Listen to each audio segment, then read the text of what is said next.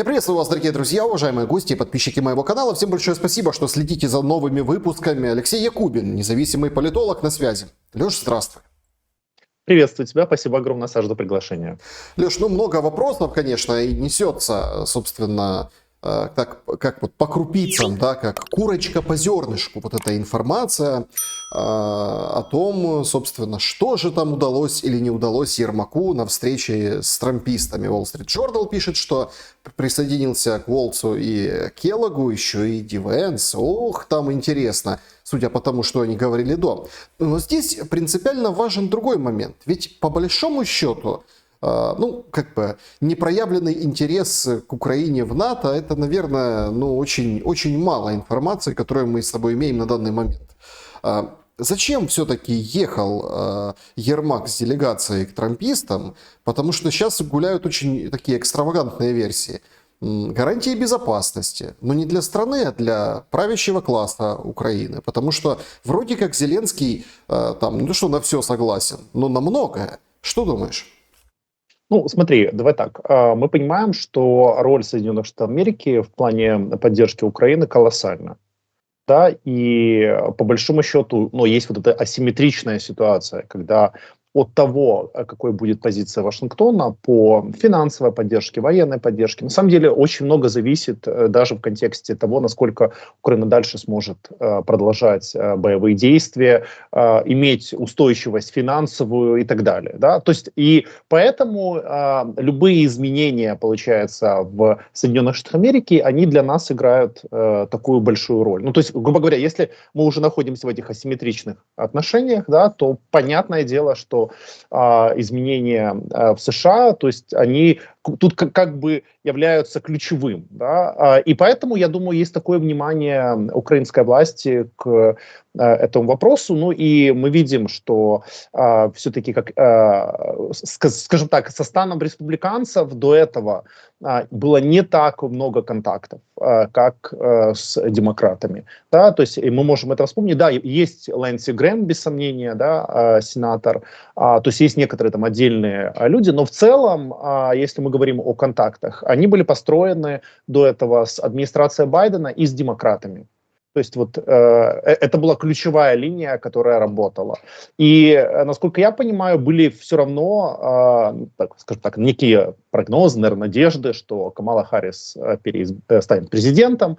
Да, и, в общем-то, модель, которая была выработана с демократами, она просто передастся уже Камале Харрис. Так не случилось, и теперь, по сути, приходится, я бы сказал, может быть, и не заново начинать, но с такого низкого старта начинать попытку наладить контакты с республиканцами. Вот я думаю, что вот эта поездка, которая, скажем так, аналогична, да, она как раз и была задумана, и в первую очередь, я думаю, задумана как ознакомительная поездка, то есть попытка выйти на контакт. Да? То есть мы же, если посмотрим, с действующей администрацией Ермак работал с Салливаном, да, советником по национальной безопасности. У Трампа будет его советник, это Уолтс, Майкл Уолтс. Тут попытка выработать, да, какой-то контакт с его советником. Спецпредставитель по Украине, такая же история. Да, а вице-президент, опять-таки, действительно, Ди Венс на тему Украины высказывался, и в Киеве к нему относились по-разному, да, и к его словам, которые он высказывался. Но сейчас он избранный вице-президент, и получается, хочешь не хочешь, да, этот человек представляет Соединенные Штаты Америки официально, да, а после 20 января уже будет, в общем-то, на должности. И, соответственно, опять-таки, по американской модели, если что-то случается с президентом, то Ди Венс будет вообще президентом.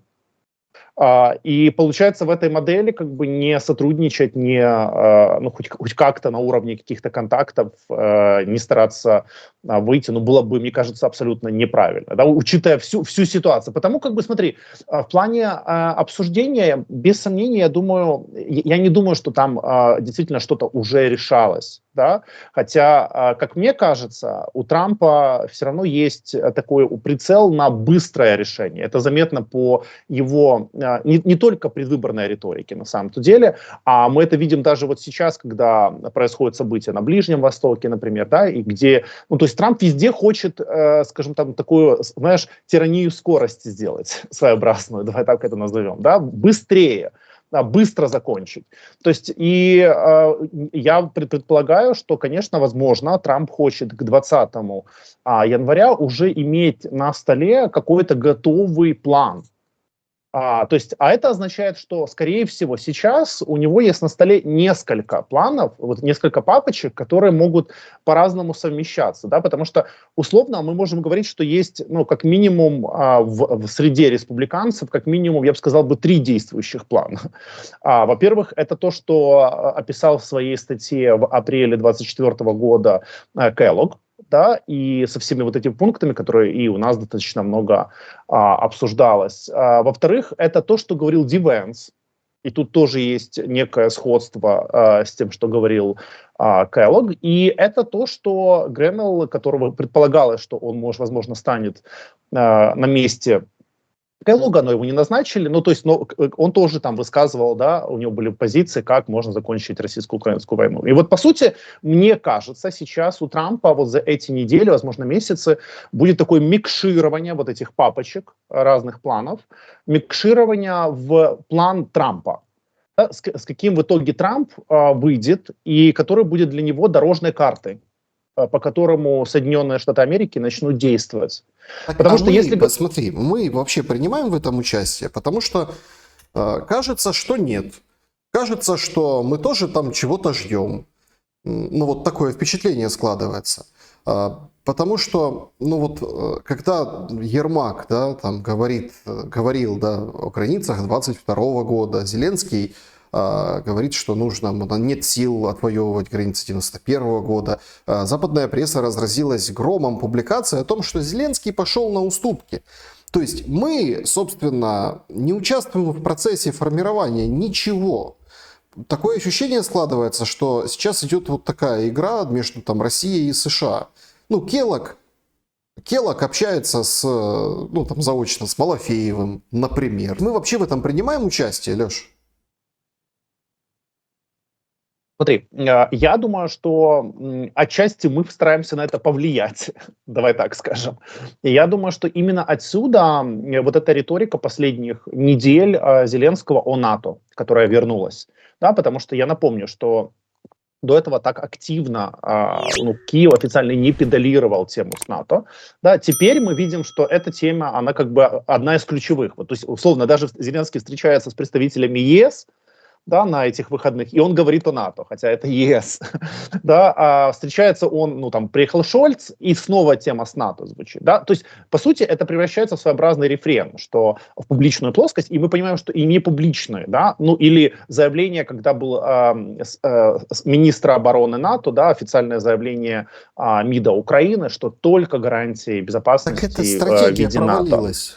Ну, это же Смотри, смотри. Это провальная стратегия. То есть мы Саш, смотри. взяли под мышку Будапештский меморандум, походили, показывали им на слете министров иностранных дел НАТО, а результат какой? Выходит Рютте и говорит, не, давайте. Ну, сыграли на совести западных стран, давай так, это попытка повлиять все-таки на США и на Великобританию, да, и на их совести сыграть в этом вопросе. Но тут вопрос, смотри, то есть зачем Киев сейчас делает эту тему, да, поднимает тему с НАТО, хотя кажется, ну, как бы сигналы там и со стороны Германии, что, знаешь, может быть уже не такое прям жесткое nine, как было, но nine такое мягкое, да, но оно есть, да. Зачем Киев это делает? И я думаю, что тут как бы есть несколько причин. Ну, во-первых, очевидно, что если мы говорим внутри украинского общества, сейчас есть консенсус по поводу НАТО. Ну, то есть это после 22 года, после вторжения, да, то есть если до этого были те, кто говорил там о нейтральном статусе, например, Бойко, то теперь все говорят о НАТО, да, и в принципе, если бы голосование происходило в Верховной Раде, мы понимаем, что было бы голосование за НАТО, то есть, ну, и внутри общества есть подобный консенсус, это один момент, и Зеленский понимает это, он использует этот момент, то есть почему он говорит сейчас о НАТО. А второй момент, как я это понимаю, связан с тем, что это попытка хоть что-то получить от западных стран и от уходящей администрации Байдена. Так Потому вот что тут я, же, Саш, можно секунду? Смотри, я напомню, сейчас закончу, вот секундочку, смотри, я напомню, что СМИ до выборов, американские СМИ, много писали, во всяком случае, информацию, что Байден, возможно, мог бы огласить, да, приглашение какое-то, инвайт, если бы победила Камала Харрис, что вот вроде бы есть какая-то такой момент. Мы видим, что Байден сейчас делает очень много разного. Часто такого, что и отчасти расходится с его официальной риторикой до, например, выборов, да, ну я имею в виду, например, помилование. Да, вот у меня свет пропал, да. Я имею в виду, например, да, ну, в прямом эфире, можно сказать. Да, я имею в виду, например, помилование собственного сына, да, потому что Байден шесть раз, его пресс-секретарь, как посчитал Fox News, говорила, что он не будет его помиловать, Байден говорил, что не будет его помиловать, в итоге он его помиловал. Да, то есть, и как бы вот на фоне того, что администрация Байдена сейчас, знаешь, последние недели, то есть они там занимаются помилованиями, многими как бы завершают какие-то дела. Я так понимаю, что в офисе президента рассчитывают, а вдруг и в этом как бы окне Байден, скажем так, возьмет и скажет, да, или там где-то запишет, что вот Украина официально будет в какой-то обозримой перспективе может получить статус члена в этом НАТО. же То есть и вот тут расчет на проблема. это. Так в этом же и проблема, что трампистам не очень нравится заигрывание с демократами. Майк Джонсон, который, да, спикер Конгресса, он говорит: ребята, никаких 24 миллиардов, не-не-не, как бы в сторону, вот это вот тайное, как бы от Байдена на следующий год. Но тут же выходит Блинкен, который говорит: мы дадим там вот и 50 миллиардов за счет активов. И, в общем, Европа будет финансировать вперед. То есть мы вот на весь год вам хватит и денег, и ресурсов. Мобилизуйте только побольше людей. Причем про 18-летних он не сказал, но все поняли, что будут трудные решения по поводу мобилизации.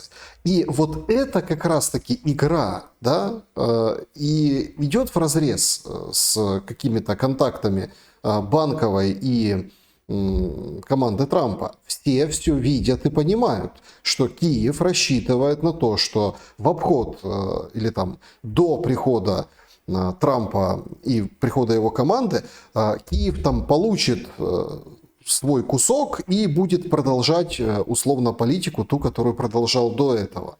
Отсюда и разные умозаключения о том, что Трампу нужно, чтобы, ну вот, пришел Трамп и как бы пришел кто-то другой в Украине, для того, чтобы более-менее каким-то образом подписать какие-то соглашения. Все сейчас говорят о соглашениях. Вот Сияртов встречался ровно с теми же людьми, с которыми встречается Ермак, да? И он вышел и сказал: мы вот как никогда близки к началу переговоров, к тому, чтобы положить конец войны в Украине. Ну, то есть мы понимаем, тут не шибко много ходов у Ермака, у Зеленского. Ну, смотри, по поводу сначала про демократов. Да, по поводу демократов и их стратегии сейчас. Я вообще считаю, что это, конечно, некая игра с их стороны, когда они сейчас говорят: да мы вам дадим еще 24 миллиарда, мы хотим проголосовать для вас в Конгрессе, да мы хотим вам тут еще 50 миллиардов, да, там, ну вот из того, что Блинкен говорит, мы с Европой ведем переговоры, чтобы из российских арестованных активов выделить. У меня вопрос. А демократы потратили все деньги, которые они уже были приняты до этого? Отправили все оружие, помощь на эти деньги, которые уже приняты? А я тебе отвечу: нет. А они тратили их в соответствии, ну, вот с каким-то графиком? Нет. Затягивали, не давали. Да? То есть, и вот, грубо говоря, что это за игра сейчас? А я тебе скажу, как я это понимаю. Это попытка сказать, что да мы все вам сделали в Украине, смотрите, и деньги выделяли, и все, вот все, что можно. А на самом деле, если мы посмотрим, то по факту как раз демократы и их администрация, да, это постоянные задержки, это, я напомню просто вот нашим, в том числе зрителям, распиаренный закон про ленд-лиз, который был принят при Байдене. Как вы думаете, мы что-то получили по этому закону? Ноль. Украина получила по этому закону, он даже не заработал. То есть он был принят, и он не был использован. Да? То есть США избрала другую модель предоставления военной помощи. По ленд-лизу мы могли бы запрашивать, что нам нужно, да, и получать от США, но этого не было сделано. То есть я к чему веду, что сейчас вот эта игра, которую администрация Байдена делает, последние, знаешь, такие аккорды, это попытка, я так понимаю, на будущее говорить, что смотрите, вот если вы тут критикуете нас за позицию по Украине, у республиканцам, да, что мы там ничто не предоставляли или не делали, так мы же все им дали, десятки миллиардов долларов, ну то есть и так далее. Это вы вот такие-сякие, да, не даете им или там и так далее. А на самом-то деле, как бы по факту, это все такая, я бы сказал бы, знаешь, пылевая завеса. Потому что если мы посмотрим, то есть Украина теряет самое главное население, да, наших воинов, которые погибают на фронте. При этом демократы продолжают такую громкую риторику о том, что они все предоставляют и так далее, а по факту мы же тоже слышим, ну и от военных, и от представителей власти, что далеко не все заезжает, не в тех количествах, не в тех объемах, большие временные задержки. И потому вот эта вся риторика сейчас, да, Блинкина, что вот мы там обеспечили, предоставили и так далее, это, к сожалению, риторика. Попытка сказать, что проблема в мобилизации, а не, знаешь, попытка переложить как бы ответственность, что смотрите, мы же вам все предоставили, а вы там, что у вас там с мобилизацией? Это тоже попытка сместить акценты. Ну, мы же понимаем, как это, в общем-то, да, можно говорить, информационно делается. Попытка сместить акценты, что проблема не в том, что как администрация Байдена не предоставляла. Ты мне скажи, да? вот видно, что вот Блинкен вышел с этими заявлениями по деньгам, по помощи на следующий год и по трудным решениям по мобилизации, потому что договорились с уходящей администрацией снижать возраст мобилизации, насыщать людьми, загонять всех в армию, на фронт, взамен на вот... То есть тут же тоже такая очень, очень простая сделка. Оружие в обмен на людей.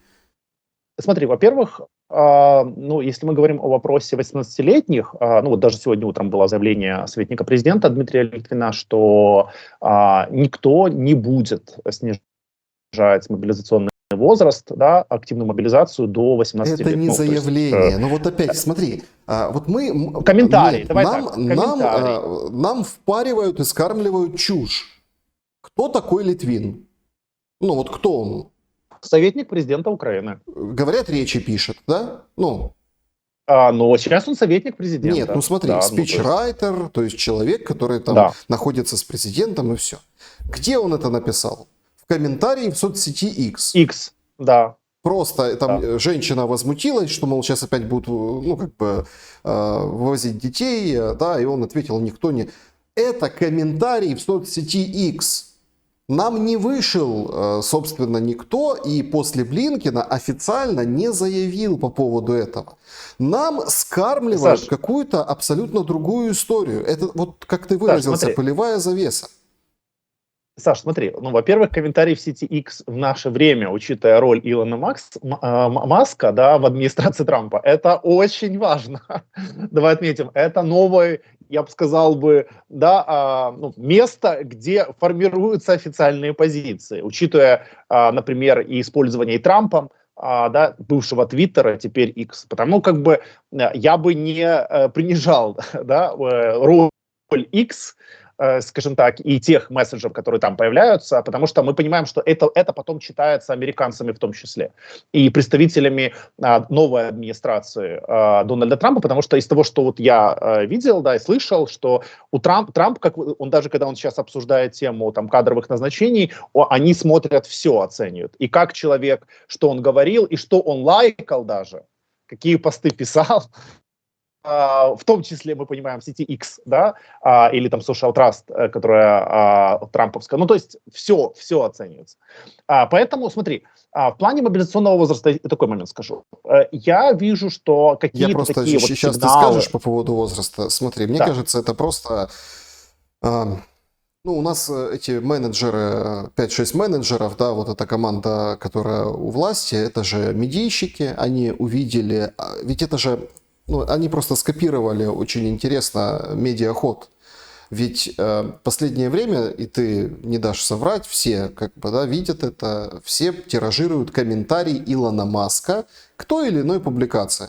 И пишут из этого заметку, новость. Илон Конечно, Маск согласился, конечно. Илон Маск там против. А Сказал. он просто написал комментарий под каким-то чьим-то постом. Да, И да. вот Или просто там перекопировал их с двумя словами, да, да. и вот эту модель просто сняли, слезали медийщики офиса президента, и вот нам вот это сейчас такое подают, понимаешь, мол, целый Литвин чего-то написал вот здесь в комментарии.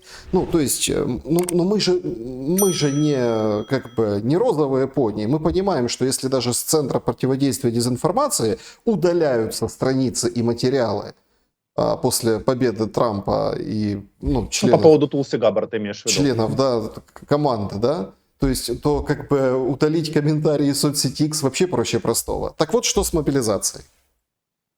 Смотри, ну, я, честно говоря, я не вижу, что у власти сейчас есть, ну, и какой-то консенсус в обществе созданный по этому поводу, да, чтобы мобилизировать, там, уменьшать призывной возраст, да, и там меньше 25 и так далее.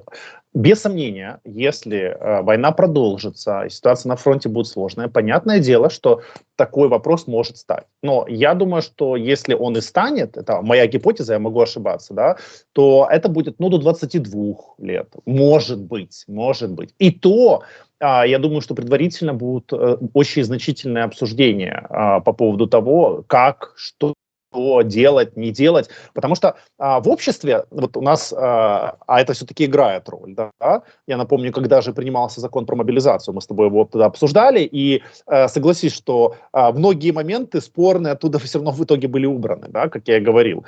То есть общество влияет, то есть, скажем так, там, бурление, негатив и так далее.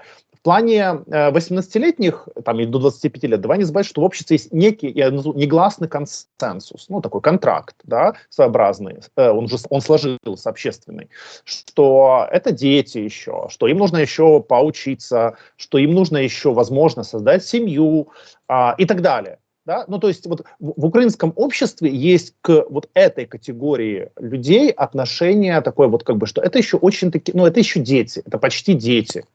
Да, и я понимаю, что иногда мы слышим, там, некоторые военные говорят, что, да, там, чем моложе армия, тем лучше, и так далее, да, что там у них еще нет социальных обязательств и тому подобное, они еще не включены в экономические процессы. Такая логика тоже есть. Да, и иногда ее озвучат, что вот...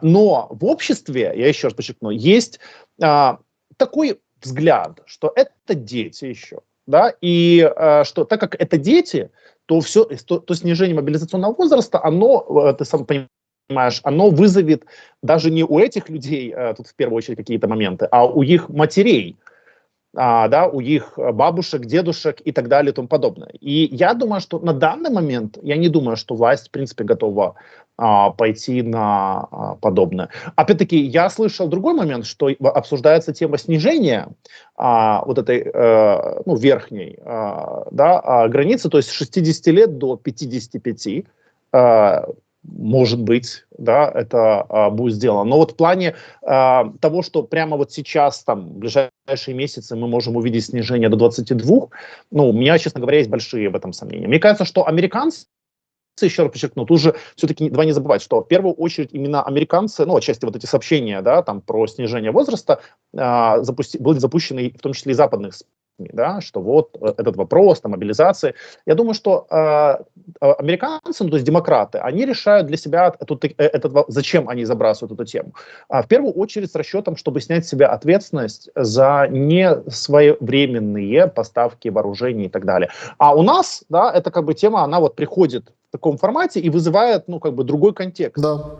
Ну, то есть мы видим, немножко в другом контексте находимся. Мы видим, что балласт сбрасывается, и это, конечно, еще раз подчеркивает мысль, высказанную выше, о том, что, ну, уходи, да, то есть вот это вот все лишнее, а потом, чтобы было что рассказать.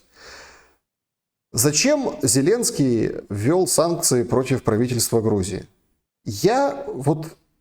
Смотри, есть такое, ну, как предположение, абсолютно такое.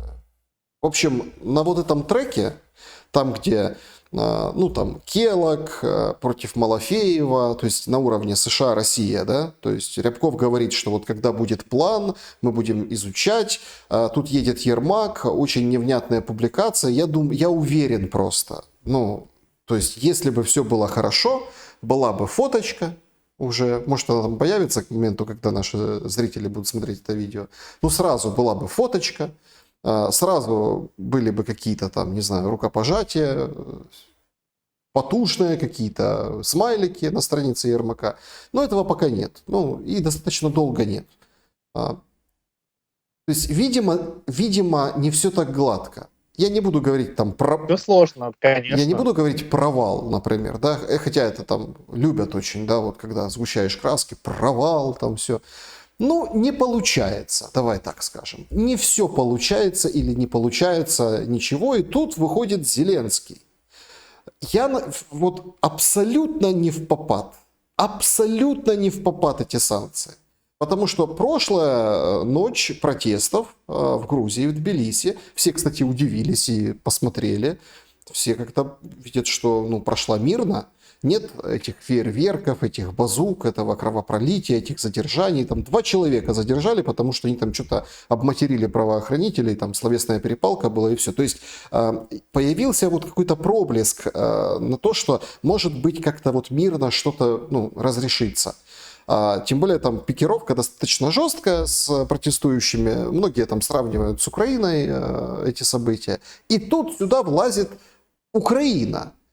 И говорит, что ну там Бензина Иванишвили, Кабахидзе, в общем, против них санкции, вот эти люди ведут Грузию к Путину.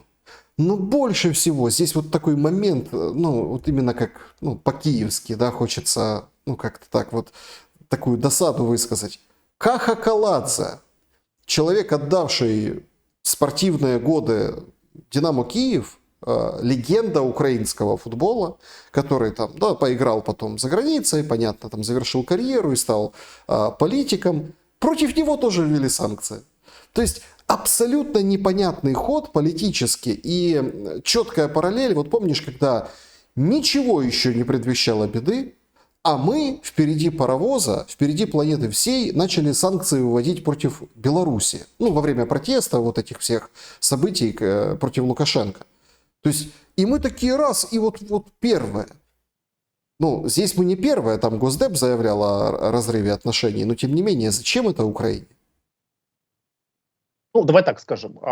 Грузия, Украина, да, это все-таки страны, которые имеют очень много контактов и взаимодействия, и на протяжении постсоветской истории мы это помним. Ну, то есть, да, и даже заметь сейчас, вот в контексте российско-украинской войны, грузинский национальный легион, их представители воюют в Украине. И я хочу сказать, если мы посмотрим ну, вот, по численности и, к сожалению, по смертности, они среди представителей иностранных легионеров занимают первое место.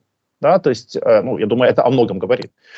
То есть, потому как бы сказать, что, ну, как бы Киев вообще, опять-таки, Михаил Саакашвили, мы помним, да, грузинские политики, которые приезжали сюда, мы помним грузинский десант после 2014 года, который был в Украине, да, и те грузинские политики, которые здесь занимали разные должности, да, и влияли и на нацполицию, и на медицину, и так далее.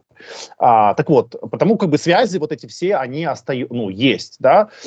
Другое дело, что, мне кажется, эхо российско-украинской войны, оно очень сильно влияет, на самом деле, на тот контекст ситуации в Грузии, да. И тут еще, кстати, я хотел бы сказать, что, наверное, Зеленский тут не был первым, потому что я напомню, что грузинская мечта во время своей избирательной кампании, она активно использовала образы, да, спекулировала на тему Украины, и вот эти были плакаты, где там были фотографии да, разрушенных Россией городов и так далее, и там, с другой стороны там, фото городов Грузии, да, и как бы попытка была играть, что вот вы же не хотите войны и так далее. Так вот эхо войны, оно очень сильно влияет на ситуацию в Грузии, как мне кажется. Да, там есть протесты, и очевидно, что у оппозиции есть группа их поддержки, то есть это тоже очевидно. С другой стороны, если говорить о населении, мне кажется, что там население, оно отчасти разделено. Потому что, вот еще раз говорю, страх войны, он есть. Возможно, кстати, это одна из была целей России, да, в контексте российско-украинской войны, всему постсоветскому пространству показать, что это реальность, это возможно. Да, то есть если будет какая-то смена политического вектора, это возможно. Да? И на Грузии это тоже сказывается. Тем более Грузия имела опыт 2008 года, и как бы поэтому внутри грузинского общества, ну, то есть, как бы, я так понимаю, что значительная часть населения, она не очень-то, ну, то есть, они опасаются, что вот это эхо войны может дойти к ним. Да? И это сказывается на том, что, с одной стороны, тут открытый вопрос, да, насколько грузинская мечта популярна, не популярна. Ну, какая-то у них тоже есть группа В смысле, поддержки, это подожди, очевидно. ну, они победили на выборах. Они победили на выборах, но ты же Претензий видишь... к выборам, ну, вот таких катастрофических каких-то не было. Ну, то есть были нарушения, ну, как везде. В принципе, как бы, ну, юридически, ну, как бы победа. То, что вот эти оппозиционные партии, там их несколько, они там объявили демарш, и потом понеслась. И то, что правящее правительство, да, и правящая партия говорят, что мы там отказываемся от грантов Европейского Союза, мы, в общем, ну, как бы отходим от этого вектора. Останавливаем евроинтеграцию до 2028 года. Но это же не повод Украине вводить санкции. Ну, смотри, тут есть повод, связанный с тем, что официальный Киев, я напомню, он, начиная с 2019 года, ну, даже на самом деле ранее, он, ну, как бы, я напомню позицию, что Киев где-то продвинулся дальше, да, по пути там, ближе к Европейскому Союзу, и, как бы, соответственно, по правам человека и так далее, Киев официально пытается формулировать свою позицию, что вот, как бы, западные же страны вводят санкции, да, за нарушения там, и так далее. Ну, как бы, я так понимаю, да, что Киев тут пытается сыграть по отношению к Грузии вот такую роль. Да, но еще раз подчеркну, вот, Саш, вот по поводу самой этой ситуации. Давай не забывать, что в Грузии продолжают в тюрьме по, конечно же, признанным, ну, то есть там были да, судебные решения, находится Михаил Саакашвили. Это опять-таки тоже да, нюанс, который тут играет свою роль. Ну и в целом, как бы, я бы сказал так, что вот по ситуации в Грузии, мне кажется, что протест, возможно, мог бы развиваться по-другому, если бы не было войны в Украине. Да? То есть, а тут эхо войны, оно влияет. То есть, и оно влияет и на позицию оппозиции грузинской. Да? То есть, им, конечно же, в этом ракурсе намного сложнее. Потому что, еще раз подчеркну, что, как мне кажется, у части грузинского населения действительно есть такие опасения, что ну, опасения того, что вот, ну, как бы эхо войны не пришло к ним. Да? То есть этот нюанс, ну, он присутствует. Ну, то есть, мне кажется, было бы наивно его не учитывать.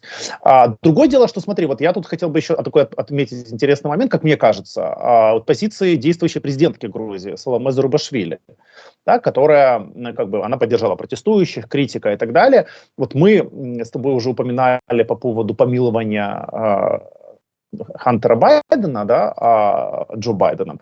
Но ведь на самом деле такие же возможности у помилования есть и у президентки Грузии. И мне в этом ракурсе очень интересно, почему она не помиловала до сих пор Михаила Саакашвили. Ну вот действительно, а почему этого не произошло? То есть кажется, да, вот вокруг этого все так происходит. Она еще пока президент, если не ошибаюсь, до 15 декабря она остается президенткой. А почему же не происходит этого? Да, ну то есть, как бы... Нет, она сказала, я не уйду и все, понимаешь? Я не уйду. Хорошо, а вы издать помилование, ну это же можно? Ну, вообще, конечно, если честно, то только сначала все, ну, вот это вот пережили, да, в Южной Корее, ну, эту ситуацию, да, она такая была, как вспышка, да, вот это. Ну, в принципе, для них, у них это как бы очень типичная история, когда там свергают, убирают кого-то, арестовывают. Ну, как типичная, за последний раз в 1980 году это у них было. Давай так. Ну, там... А потом были коррупционные скандалы. Да, то есть там... Но это не перевороты, Саша. Нет, там тоже, подожди, там переворота не случилось на самом деле, как такового. Ну, попытка. Это, ну, продемонстрирована была вот какая-то институциональная какая-то устойчивость была все-таки. Что там парламент, раз, там все, там забирают свои слова назад. В общем, Грузия, ну, как бы не может похвастаться вот подобными решениями. Украина и подавно. То есть нет вот этой устойчивости институциональной, нет предохранителя защиты от дурака. Вот в чем проблема вот этих демократий. И я вот задам вопрос в лоб прямо. Не аукнется ли Украине то, что мы ввели санкции против руководителей Грузии и грузинской мечты? Ну, смотри, мне кажется, учитывая их позицию по войне, которая была и до этого, да, и это же не сейчас ухудшились отношения между Киевом и Тбилиси. Я напомню, и до этого они были уже не лучшими, да. Вспомни посла, ну, то есть, ну, вот, в общем-то, уже ухудшение было и до этого. Да, это просто, как бы, я так понимаю, просто уже, ну, вот, достигла вот такой фазы, когда, наверное, в Киеве считают, что, в принципе, на данном этапе вряд ли как-то возможно их улучшить, в принципе. Да, и поэтому ввели вот эти санкции, которые мы видим. Опять-таки, на фоне тех заявлений, которые озвучивали грузинские политики в сторону Украины, ну, как бы, мы же это тоже слышали все, да, и как использовали вопрос Украины во время выборов. Опять-таки, повлияет ли как-то это глобально на Грузию? Ну, открытый вопрос, да, потому что мне кажется, что представители грузинской мечты, в принципе, они где-то уже были готовы к санкционированию и к западному санкционированию, да, и, ну, как бы, вряд ли бы они, знаешь, ну, до этого не понимали, какие последствия в итоге, да, тут они могут получить. Но я так понимаю, что они все равно считают, что как-то им удастся пересидеть в той мировой турбулентности, в европейской турбулентности, да, которая есть сейчас. Интервью The Telegraph дает Ермак и делает интересное заявление о том, что Украина будет готова провести выборы незамедлительно после заключения мира. Зеленский сказал, что сразу после мира мы будем готовы незамедлительно начать правильные демократические выборы в нашей стране, сказал глава офиса президента изданию. Смотри, то есть тут все складывается очень интересно.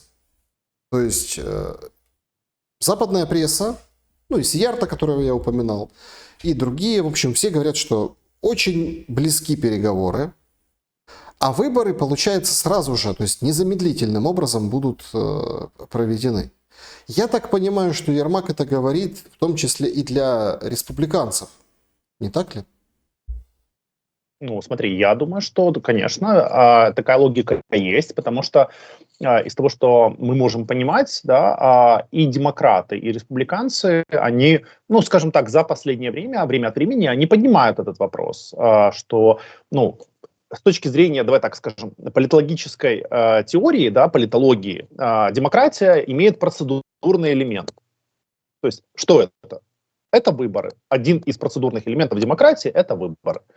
Да, то есть представительские демократии так устроены. Ну, вот я могу сказать, как политолог, как член Международной ассоциации политической науки. Да, и, соответственно, как бы неудивительно, что среди западных политиков, ну, есть тоже это понимание, и оно время от времени украинским политикам ставится, да, что, ну, мы понимаем, война, да, но ведь демократия имеет свои процедуры. Да, то есть, а когда у вас могут быть выборы? Да, при каких условиях.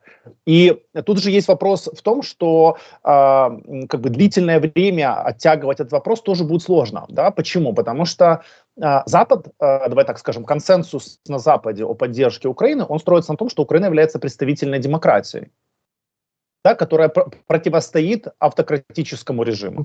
Как-то... То есть Смотри, ну, в автократическом, это один из в автократическом, опять-таки, мы сходимся в этой, как это, упираемся лбом в этот идиотизм последнего времени, связанного с демократией. Что в Грузии? Были же выборы? Были. Ну так возьмите, победите на выборах. Объединитесь, ну, оппозицию. Ты сам говоришь, что, ну, про эту, как бы, такую пикантную деталь. Да, но с оппозицией там есть, я же об этом говорю, что там возьмите, есть вопросы, да, мы это видим. Объединитесь против грузинской мечты, и вы выиграете выборы, и ведите страну в Европейский Союз, да, и НАТО. Нет, не объединились, потом там устроили демарш, и сейчас вот это вот все происходит как бы пытаясь понравиться Западу. Украина выборы не проводит, ну, то есть, потому что война, пытаясь понравиться, опять-таки, европейцам, которые там заявляют, что мы в любом случае дадим вам денег, 50 миллиардов, там, мы там, вот сегодня новость пришла там с Польши, да, вот, пытаясь понравиться европейцам, вводит санкции против Грузии.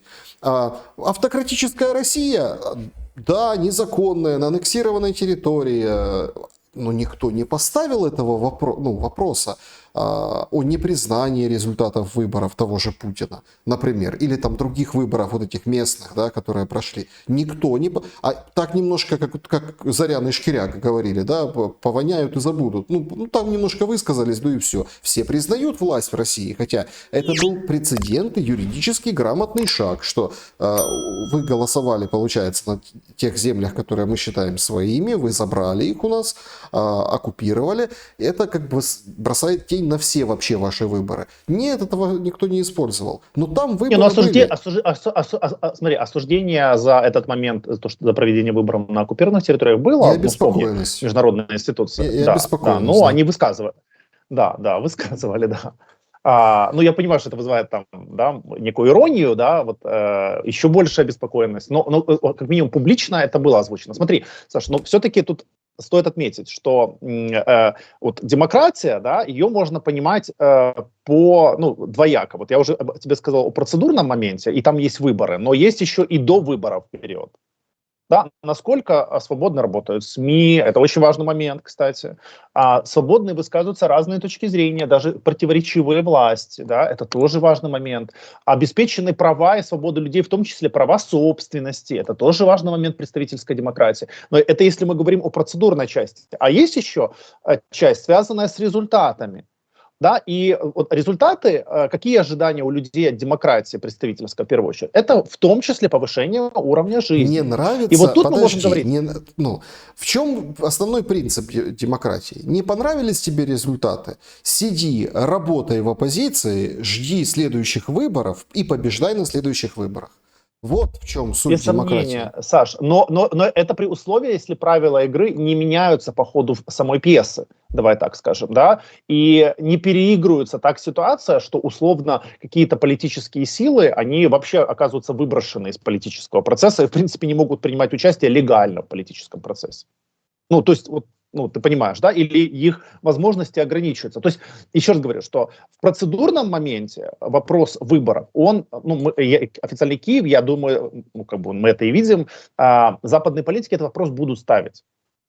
Да, что, выборы – это элемент для представительской демократии. Другой момент, что вот о чем мы можем говорить, да, насколько эффективно в целом, скажем так, насколько население оценивает по результатам деятельности, да, всех этих институтов. Опять-таки, если мы говорим об автократических режимах, давай не забывать о том, что они берут население чем? Они берут население тем, что они говорят: вы сейчас забудьте про политические права, а мы вам дадим повышение экономического ваших доходов. Да, ваши экономические возможности вырастут. То есть, и получается, что часть населения, на самом деле, они как бы готовы, как мы это видим, да, во многих странах, они готовы на такой своеобразный обмен. Ну и слава богу. Ну, это как есть, скажем так. Подожди. Знаешь, слава богу, открытый вопрос. Это же лучше, чем давайте мы вам не дадим никаких выборов, потому что идет война. Ну, смотри, Саш, я думаю, что так и не получится, потому что, учитывая, что мы идем в Европейский Союз, и мы уже кандидаты в члены Европейского Союза, и у нас часто забывают о том, что вообще-то, я тебе просто скажу одну вещь, которую у нас почему-то часто не говорят, но статус кандидата радикально поменял ситуацию по сравнению с тем, что у нас было до статуса кандидата. Теперь мы обязаны согласовывать очень многие нормы законов с Европейским Союзом, именно обязаны. До этого мы не были обязаны это делать. Теперь мы обязаны это делать. То есть смотри, скажем, траектория, она уже, как я вижу, она неизбежна в контексте Европейского Союза. Смотри, я и вот тут я с тобой и соглашусь, и поспорю. Потому что приписка на время действия военного положения, это как магическая, да, магическая формулировка, которая, собственно, никаких претензий никогда со стороны Европейского Союза в согласовании того или иного закона не будет иметь. И поэтому вот правы те люди, там, юристы, которые говорят, что у нас сейчас законодательное вот, дерево законов, да, по которому живет страна, все вот держится на вот этой, не знаю, там, все держится на вот этой истории с военным положением. Вынь военное положение, и все посыпется. Потому что не будет ничего. Обрушится вся система, которую сейчас налепили на время войны. И из этого ты никак не выйдешь. Ну, опять-таки, нужно там полностью перелопатить, опять включать зеленый принтер, да, или какой же там будет цвет этого принтера. И вот в этом же главная задача. Сейчас все построено на военном положении. Все. Ну смотри, Саш, смотри, как бы, насколько я знаю, да, военное положение, когда оно, мы понимаем, если будет, да, окончание, как минимум, активных боевых действий, ну, вопрос с выборами все равно станет, это факт. Ну, даже мы это видим по заявлению, которое делают украинские политики. Так вот,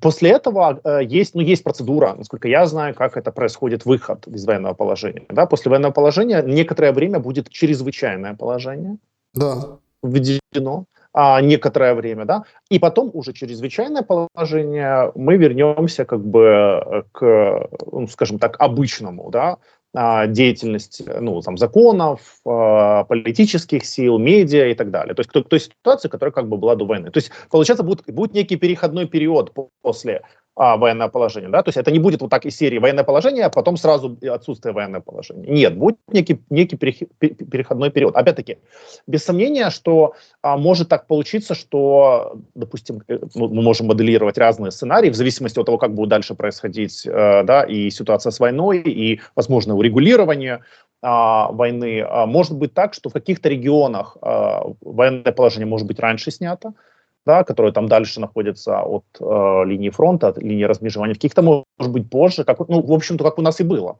Я напомню, до полномасштабного вторжения. Друзья, поставьте лайк, пожалуйста, напишите, что думаете по поводу нашего разговора с Алексеем. Подпишитесь на Алексея, незалежный политолог, телеграм-канал, все в описании. Переходите, интересуйтесь. Ночью дня сегодняшнего, это с четверга на пятницу, ну, может, кто посмотрит наш разговор позже, выходит интервью Такера Карлсона и Лаврова. Что ты думаешь об этом интервью, о самом факте приезда Такера Карлсона в Москву, о том, что он сказал, о том, что, ну, как бы Зеленскому запретил посол США давать интервью Такеру Карлсону, о том, что может услышать Такер Карлсон, ну и, соответственно, все мы, в отношении сверхзадачи этого интервью, обозначенной журналистом, это в вопросе разворота Российской Федерации с востока на запад. Новость пришла пару дней назад о том, что в Китае там 5111 километров трубы проложили из Благовещенска российского, ну, по территории Китая.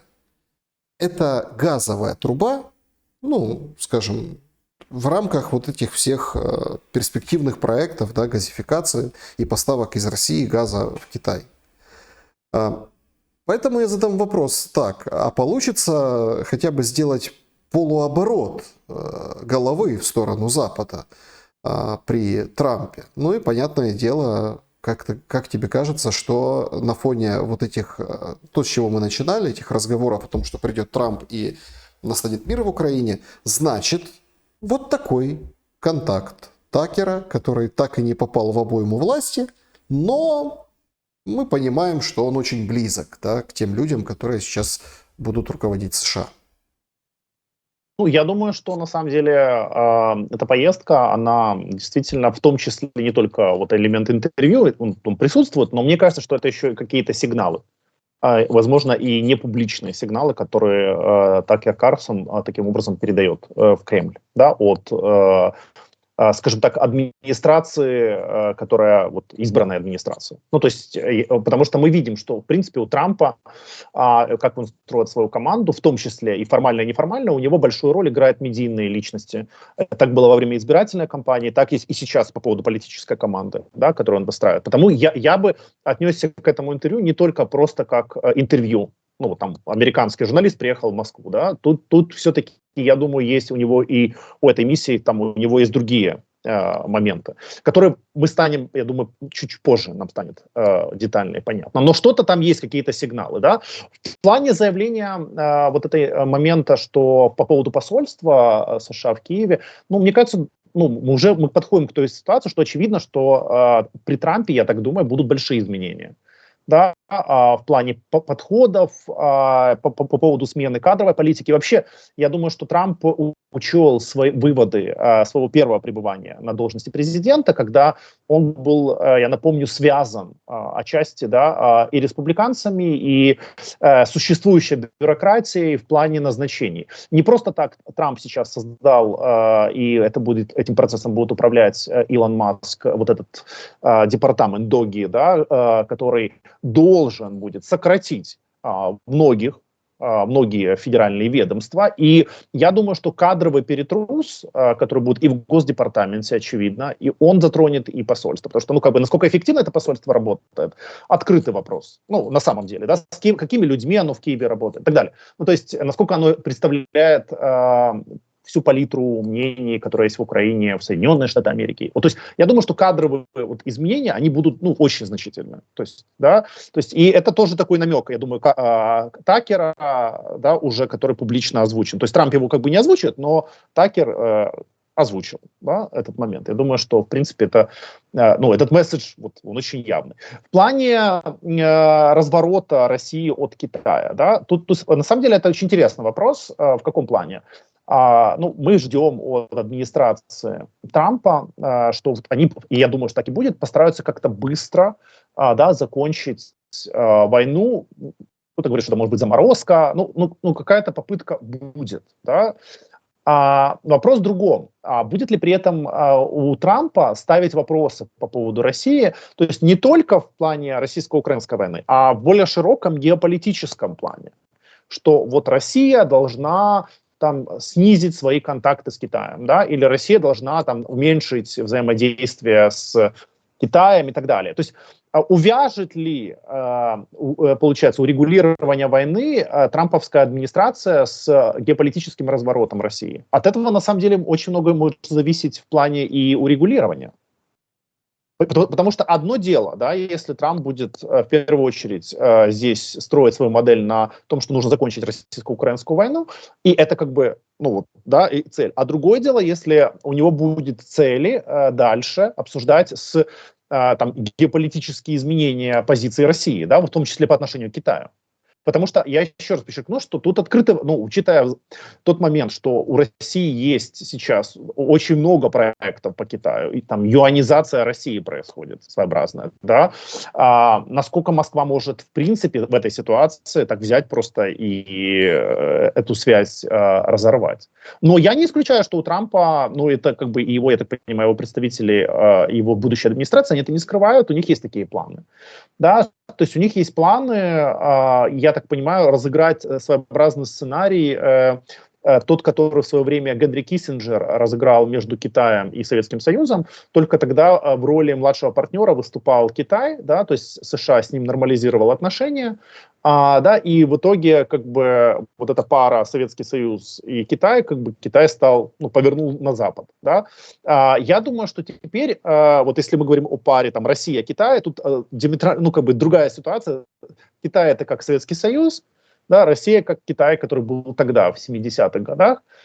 И США думает, вот этот же, назовем так, ход Киссинджера теперь сделать по отношению к России. То есть развернуть Россию на Запад. Ну, посмотрим, мы кто тогда? насколько... А мы Тайвань, получается? Не, ну мы почему мы Тайвань? У нас Тайвань не имел, ну смотри, не имела такого статуса, да, мы суверенное государство. Не, ну не по статусу, да, но, я имею в виду по логике. Не, ну смотри, ну получается, что фактор Украины здесь играет роль. Ну, мы не можем, да, это отбрасывать. Ну, то есть, еще раз говорю, это не прямая историческая аналогия, это как бы вот метафорическая скорее аналогия. Да, чтобы мы понимали. Вот мне так кажется, что у администрации Трампа может быть такой план, что, ну, то есть, то есть этот, как бы, скажем так, ход Киссинджера, да, постараться провести еще раз, но только уже как бы чуть-чуть поменяв игроков. Так а с нами что Наоборот. будет? Ну вот смотри, удается Трампу развернуть Россию в сторону, ну, Запада, нормализовать отношения с Китаем, ну, попрохладнее, с Америкой потеплее. Мы где? В этой системе координат. Да, смотри, но тут будет зависеть от дальнейших переговоров. То есть, еще раз говорю, тут просто вопрос в другом. Будет ли администрация Трампа пытаться увязать большой геополитический договор с решением российско-украинской войны, или же они займутся решением войны, а вот то остальное будет уже как бы продолжение. От этого на самом деле зависит и на то, насколько вообще будет возможно закончить войну, или быстро закончить войну, или не быстро ее закончить. Алексей Якубин был моим собеседником сегодня. Спасибо большое за время и мысли. Спасибо огромное за приглашение. Друзья, берегите себя. Всем добра и света. Увидимся.